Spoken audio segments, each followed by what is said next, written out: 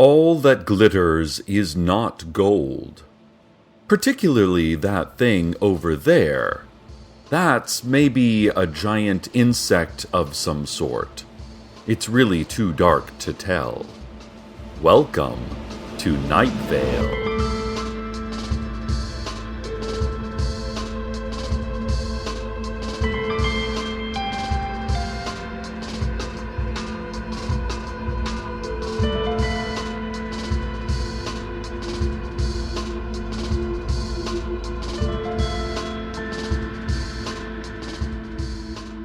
I am not a good salesman. This is why I am a radio host, listeners. Because while I like to talk to people, a real people person, it says in Russian at the bottom of my college degree, I don't like to shape a conversation toward buying and selling. I like to tell people stories that affect them, allowing my listeners to process the stories in their own unique ways. I don't want to directly tell them how to think. I am not a good salesman. That being said, I have Girl Scout cookies. Please, if you want some, come on up to the station. My niece, Janice, joined the Girl Scouts last year, and I have box upon box of caramel delights, thin mints, and those lemon ones. There are also quite a few of these new cookies in very heavy, unmarked black boxes that I think are made entirely of metal. And there's one box that's a 5-foot by 5-foot wooden crate with air holes cut into the top and peanut butter patties scrawled on it in permanent marker. I can hear breathing inside.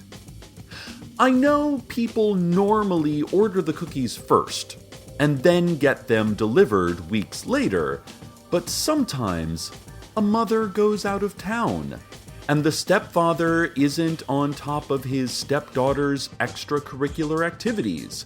And then the child doesn't know how to sell cookies on her own. So the kindly uncle, with a busy radio job, has to step in and buy up a bunch of boxes so she can go camping with her friends while you continue to disappoint everyone with your inattention to detail and sports gambling and idiotic taste in shoes, Steve Carlsberg. Yes, Steve, this is how things sometimes happen. Anyway, listeners, these cookies are delicious, and I had to buy a lot of them. There is barely any room here in the studio or in my producer Daniel's booth, so buy some cookies. Please help us. It is difficult to move, actually. Sorry, I am not a good salesman. Many of you have written in asking about our station cat, Koshek. He was attacked by an animal that our stupid, that our evil, that our station management let in the building for some careless reason. Well, Koshek is on the mend. He lost his right eye. His legs are healing, but he's missing part of his front left paw and will walk with a limp. He's at the vet today to have the feeding tube removed. It's fine. He is fine. Oh, here's something nice, though. Koshek spent his whole life floating 4 feet off the ground at a fixed point in the men's bathroom here at our station. He never moved from there until he was attacked. I hate to think much about the pain he's been in while healing from broken bones and severe lacerations, but, listeners, I got to hold Koshek for the first time last week. I got to pick him up, hug him, carry him around my home. Carlos is allergic to cats, but I bought him some Claritin, so he'll be fine while Koshek heals. Thanks for all your concerns, dear listeners. It's wonderful to have him back. Oh, hey! Janice's Girl Scout cookies have really been moving. The guys in sales just came by and bought some classic shortbread cookies. The guys were all wearing matching suits and wool hats, and they threw the boxes of cookies back and forth to each other while shouting, "Hup!" and "Catch!" and "Look alive, Sean!" as they jogged back to their cubicles. All of the guys in sales are named Sean. So, if you like delicious cookies, come on up to the station. I already bought all these cookies with my own money, but I told Janice I would donate back all the proceeds from selling these boxes. So, it's kind of an extra gift to the Girl Scouts of Night Vale. Several listeners and co-workers have bought cookies, but no one from station management yet. It's really nice when you have the support of your management. I mean, let's be honest. No job is perfect, and relationships between bosses and employees aren't always friendly. You're going to have disagreements, of course, little disputes, sometimes big disputes, enormous ones, but you get over those things. You forgive and forget, only to retract both and be filled with vindictive rage and unrelenting memories of the pain brought upon you. Such are the difficulties of professional life. Sure do hope station management steps it up here. We're all friends after all. Looking at you in the booth there, Daniel. Oh, listeners, Daniel is blushing. He is very, very red. You have a lot of blood, Daniel. Listeners, I really mean that. Daniel looks to have a lot of blood. Let's have a look now at traffic. Cecil! Hello? Listeners, I just saw a glimmer, a flicker of something here in the studio. One moment there was simply a wall and a floor and air, and then in another moment there was a shape of a person, of a woman, Cecil, it's your former intern. It's me, Dana. Dana, where are you? When are you? For right now, I am here in the studio, but I'm also still trapped in the desert near the mountain, near the lighthouse. But I'm learning more about how this works. If I turn my head just right, I can not only see places, but I can be places. I can't do it for long, but it's amazing where I can go, when I can go. I've been visiting with John Peters, you know, the farmer, who appears here from time to time. I met briefly one of your former interns, Maureen, who flicks in and out of existence here. I've even made friends with some of the men and women of this nationless army that wanders about the desert. Dana, I am so glad you're here now. I haven't heard from you in months. I told your mother and brother I saw you and you were safe, and that you love them very much. Yes, I know. Thank you, Cecil. And do you know what? Today is my brother's birthday. He's 26 today, and I used the lighthouse and my new abilities to go visit him. I finally got to see my family again, very briefly. That's great news, Dana. But here's what happened, and this is... Well, when I appeared in my mother's home, I saw my mother, I saw my brother, I saw their friends, I saw a cake, and the cake said, "Happy 33rd birthday." And I was confused because he is only 26. And I saw a woman standing near my brother. She wore a suit. She had short, natural hair. She stood up straight. She glowed. She looked important. I recognized her. And then my brother saw me standing there, and my mother saw me standing there, and others saw me standing there, and they began to cry.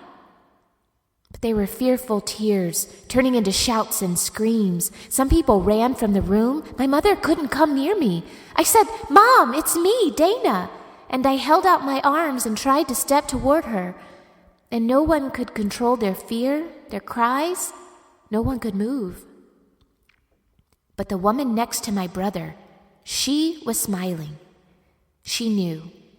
She stepped toward me, and in that moment, I saw who it was. I knew who it was. It was me, Cecil. It must have been 29 if my math is good.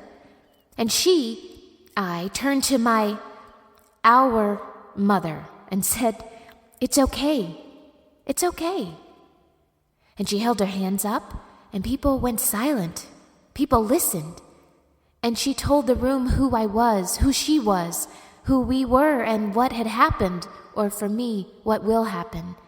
And the tears turned from fear to relief to joy, and we embraced. You saw yourself. You saw your older self.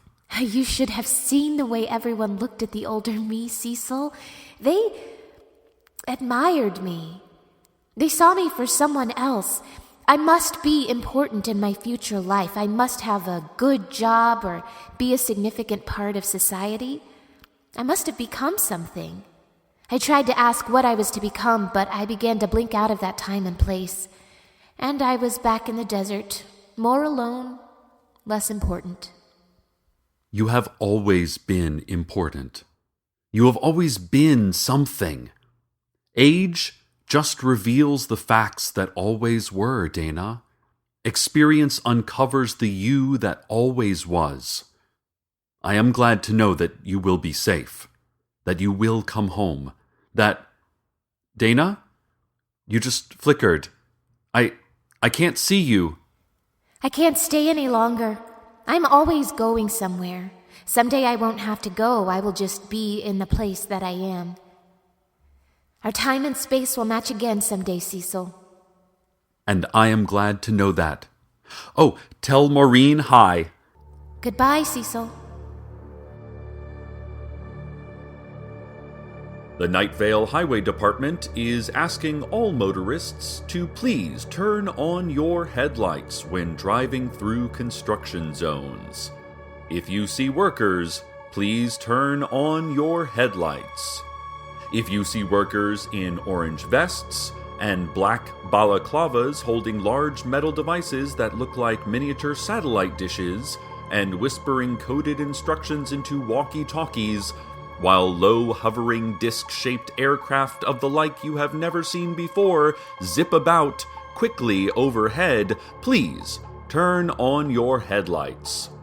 Please, for the safety of our workers, slow your vehicle. Please turn on your headlights and slow your vehicle. Slow your vehicle with your headlights clearly in the on setting to a crawl. Come to a complete stop. For the safety of our highway workers and their vast interplanetary secrets, please get out of your vehicle and walk toward the hum. You will hear a loud humming from above. Please follow the humming until you are completely lifted from this earth, from this world, never to return. Well, to return eventually, but not to this time. To a completely different time. Maybe millennia from now. Maybe millennia ago. Who knows? You will eventually. This public service announcement has been brought to you by the Night Vale Highway Department. Good news, listeners.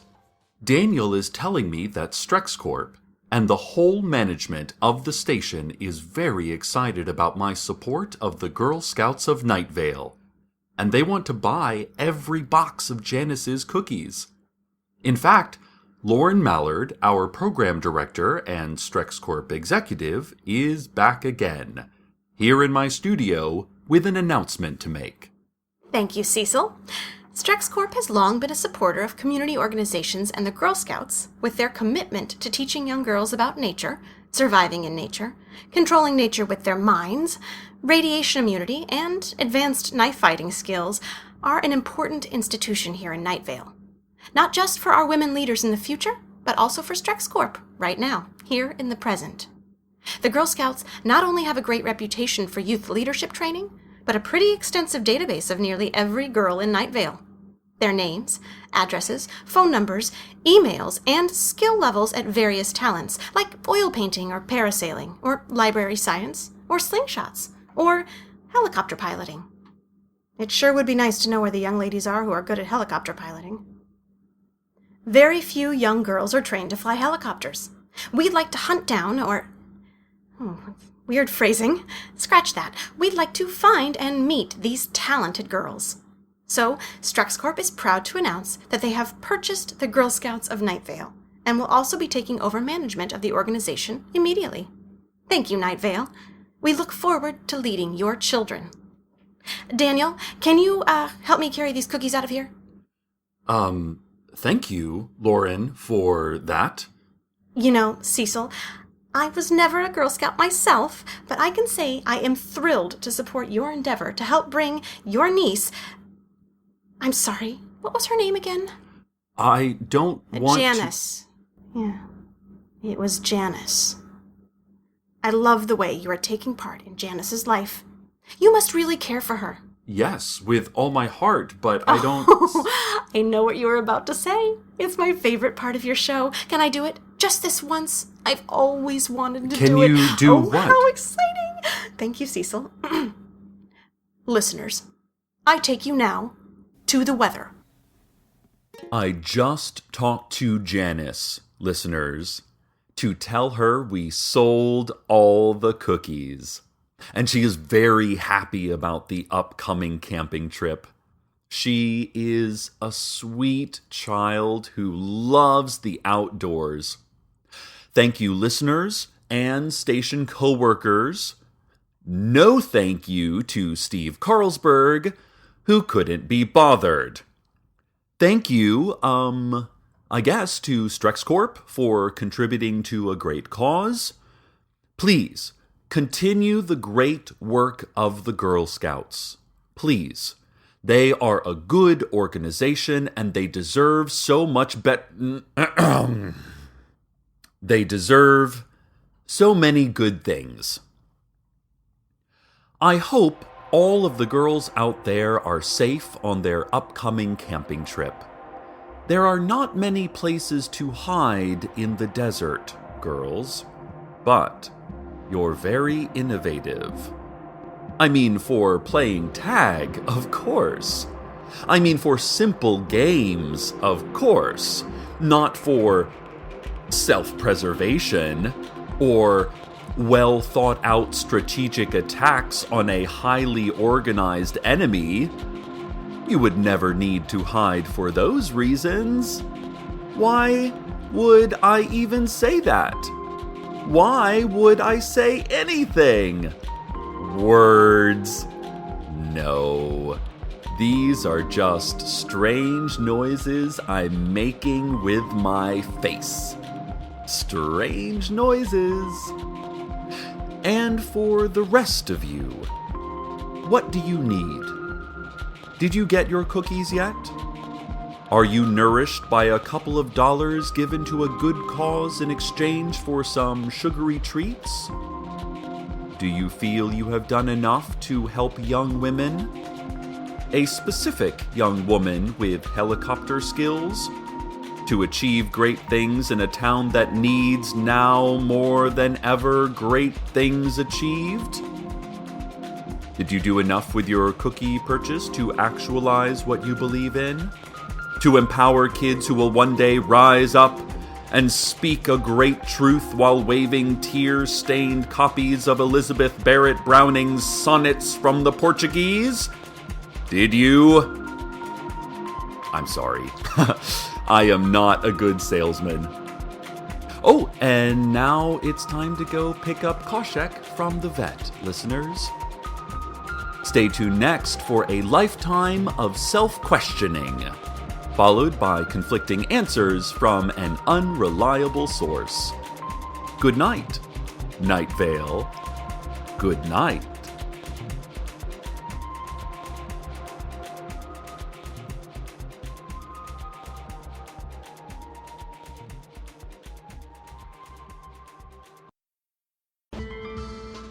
Welcome to Night Vale is a production of Commonplace Books. It is written by Joseph Fink and Jeffrey Craner and produced by Joseph Fink. The voice of Night Vale is Cecil Baldwin. The voice of Dana was Jessica Nicole. The voice of Lauren Mallard was Lauren Sharp. Original music by Disparition. All of it can be found at disparition.info or at disparition.bandcamp.com. This episode's weather was Haunted by Maya Kern. Find out more at mayakern.bandcamp.com. Comments, questions, email us at nightvale@commonplacebooks.com or follow us on Twitter at Night Vale Radio. Check out welcometonightvale.com for more information on this show, as well as all sorts of cool Night Vale stuff you can own. And while you're there, consider clicking the donate link. That'd be cool of you.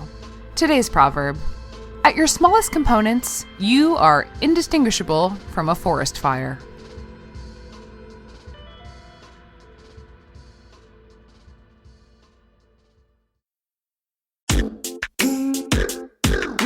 Hi, it's Joseph Fink. My friend Jeffrey and I created Welcome to Night Vale back in 2012. Normally, we're the ones turning our ideas into writing, but for our brand new show, Start With This, it's you who will do the creating. On each episode, we'll talk about a topic of the creative process. Then we will give you 2 short assignments, something to consume and something to create. You can share your work on our membership forum to see what other people are up to. We want you to start creating, one simple assignment at a time, because the best way to start writing is to start writing. Find it wherever you get your podcasts.